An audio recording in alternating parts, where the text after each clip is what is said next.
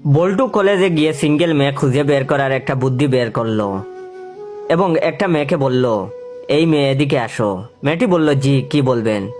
তখন বল্টু বলল, কেমন আছো? মেয়েটা বলল, ভালো। তখন বল্টু বলল, কোন ইয়ারে পড়ো? তখন মেয়েটা বলল, ইন্টার ফার্স্ট ইয়ারে। বল্টু বলল, কোন গ্রুপে? মেয়েটা বলল, মানবিক।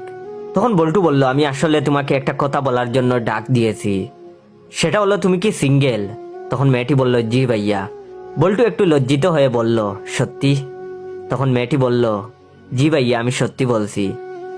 তখন বল্টু বলল, না মানে বলছি যে আমাদের কলেজে নতুন নিয়ম করছে, যাদের একটা বয়ফ্রেন্ড আছে তাদের 5,000 টাকা দেওয়া হবে, আর যাদের 2টা বয়ফ্রেন্ড আছে তাদের 10,000 টাকা দেওয়া হবে, এর বেশি থাকলে আরো বেশি টাকা দেওয়া হবে।